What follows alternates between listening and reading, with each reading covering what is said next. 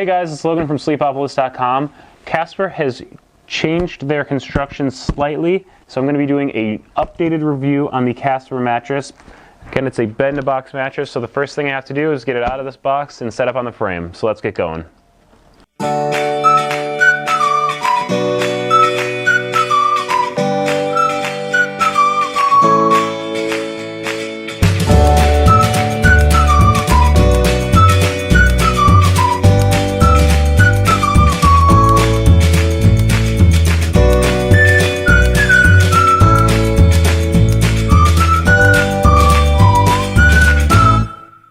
Alright, and that's it. As with any bed-in-a-box mattress, it's important to let it decompress for a little while before you sleep on it, so just stay on the lookout for my upcoming review.